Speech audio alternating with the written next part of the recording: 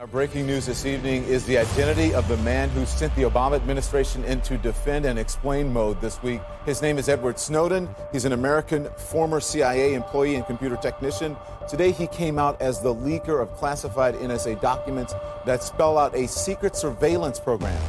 Facebook is being pressured by the US Justice Department to stop its plan to roll out end-to-end encryption.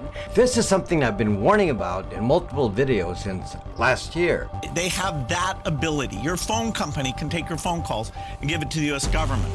Now But they have an encrypted iPhone that does not allow them to do that.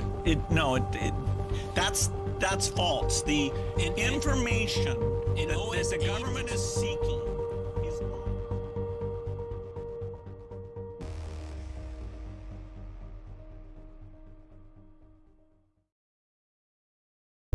You've probably wondered at some point, does end-to-end encryption really work? Or are these companies just giving us false assurance, claiming that no one, not even they, can access our private chats? But wait, not even the companies themselves? That's hard to believe, right? What do you think? Now here's the thing, the doubts surrounding end-to-end encryption are pretty common. It's a straightforward concern for many people. It's not something hidden or hard to understand. But what if I told you that every single encrypted message still carries metadata, which can reveal almost everything about that message? If you're one of those who feel that end-to-end encryption makes it safe to send any type of message, stick around. By the end of this video, you'll see why that's a dangerous assumption.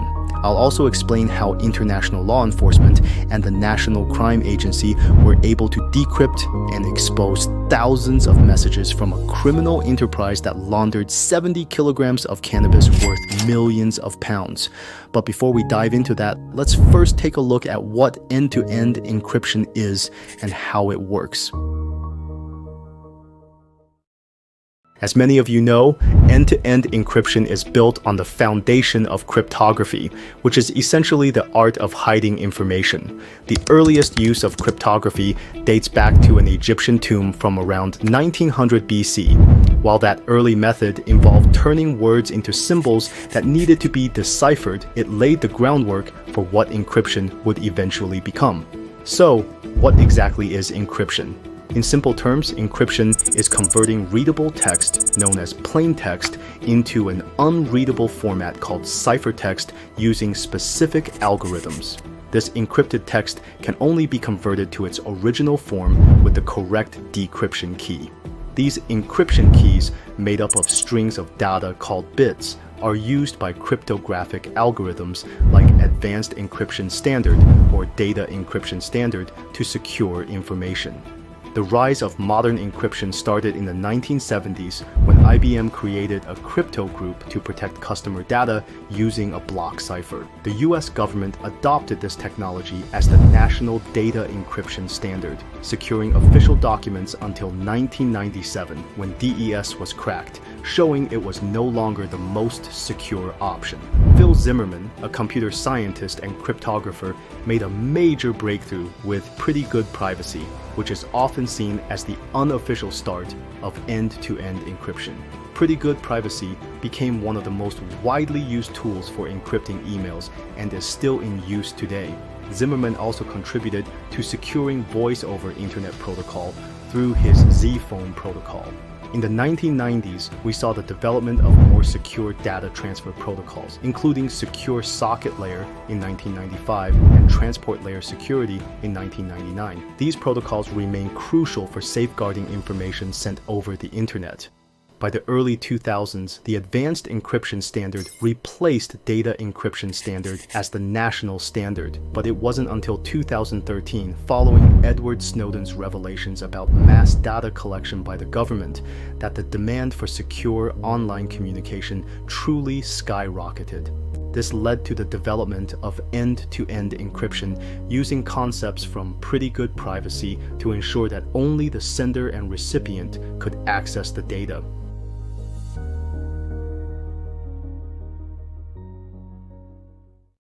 But how can we be sure that the companies behind these messaging apps aren't secretly harvesting data through some kind of backdoor? When you look at what's happened both inside and outside these companies, you might start to wonder if they're playing with our intelligence. Take WhatsApp, for example. Remember when the founders left the parent company, Facebook, over data privacy concerns? It's hard to find concrete details about what went on behind the scenes, especially after Facebook had initially promised no pressure on monetizing WhatsApp or weakening its end-to-end encryption. Yet, things didn't turn out that way, and the founders eventually walked away.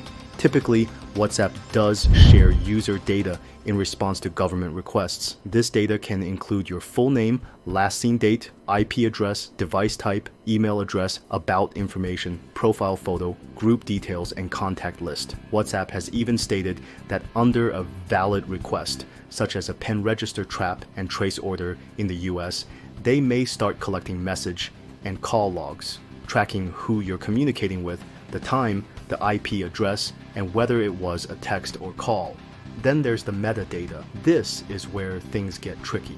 The messaging is encrypted, but the metadata is not. I think that's a big point. A lot of people tend to ignore that piece. I think that is a critical part out there. So the metadata is essentially how you fingerprint the user.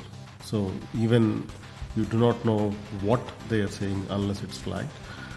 But when they're saying, with whom they're saying, where they're saying it from, all that information is metadata that is captured. Just like the fingerprinting is done on the browser system level, you have the same metadata that gives you the same information out there. The content of the message may not be available, but a lot of useful information surrounding it is. That's an important thing that we tend to ignore. Many users have noticed a connection between WhatsApp and other meta apps, which raises the question, how is that possible if messages are supposed to be end-to-end encrypted? Now let's break down how encryption works. Encryption relies on public and private keys. When you send a message, you exchange public keys with the recipient. These public keys combine with your private key to create a shared key, which is used to encrypt your messages. The public keys then confirm that the shared keys are authentic. But here's the thing. Unlike blockchain technology, this process isn't set in stone. It's controlled by computer algorithms that do exactly what they are programmed to do. And like any software, they can be altered or manipulated if someone has access to the system. So, can we truly trust that these algorithms remain untainted, or is there room for manipulation we can't see? And back then when I was living in Russia, I had a friend and she told me that she was presented with a printout of her WhatsApp messages in the police department. So they basically intercepted and decrypted her messages. EncroChat was a Europe-based communication network offering a secure mobile instant messaging service, boasting thousands of users worldwide. In recent years, drug dealing gangs, including one called the Highton Firm in Essex, England, used this platform. The group was led by two secretive brothers, Vincent and Francis Coggins. Believing their encrypted conversations were completely secure, they openly discussed their criminal activities on EncroChat. However, their confidence was misplaced. One day, Vincent and his gang were arrested just before they could carry out a plan to murder men they believed had stolen cocaine worth over £1 million from them. The French police had cracked the encryption, sharing messages from around 7,000 British criminals with the National Crime Agency in 2020. These messages provided a rare glimpse into the operations of organized crime groups. The conversations revealed that Vincent Coggins had ordered violent attacks and murders and even bragged about slashing a businessman with a knife. His brother, Francis, shared photos of blocks of cocaine, and the two discussed a drug deal involving half a ton of cocaine worth around £16 million. They also spoke about being helped by a corrupt police insider, and key members of the gang shared photos, which allowed the police to identify them behind their anonymous usernames. All of this happened because of the misplaced trust they had in end-to-end encryption. Meanwhile, companies like Meta and Apple are under increasing pressure from agencies like the FBI to weaken their encryption or provide backdoor access to users' messages. A platform that allows them to find and connect with kids and like-minded criminals with little fear of consequences. As mentioned earlier, WhatsApp has already developed a tool called a pen register, which is a surveillance request that tracks the source and destination of each message sent by a specific user.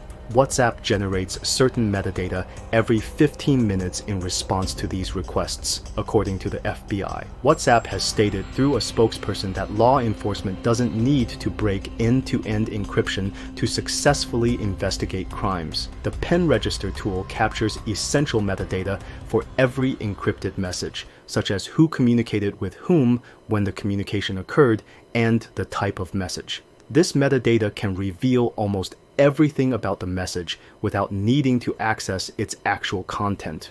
In other words, breaking encryption isn't necessary, as the metadata generated tells law enforcement enough to trace and understand criminal activity. Neural processing units, or NPUs, are specialized chips designed to boost the performance of artificial intelligence and machine learning tasks. We're now seeing them in almost every new device, from smartphones to computers. NPUs are optimized for parallel data-driven computing, making them incredibly efficient at processing large-scale multimedia data like videos and images, as well as handling complex neural networks. But with this power comes a new concern. The massive amounts of data being processed could also make users more vulnerable to spying, data mining, and other forms of data exploitation. In today's digital world, our data isn't just in our hands anymore. It's scattered across countless servers, devices, and algorithms that constantly track our every move. From the moment we unlock our phones, browse the web, or post on social media, bits and pieces of our lives are collected, analyzed, and often shared without us even realizing it. With the rise of AI and NPUs, this data is processed faster and in greater volumes than ever before. While these advancements bring incredible convenience and innovation, they also open the door to new risks. Companies, governments, and even cyber criminals can tap into this treasure trove of information, raising questions about privacy, security, and who really controls our digital footprints. In the end, as technology grows smarter, so must we, becoming more aware of where our data goes and how it's used. This is a question for all of us.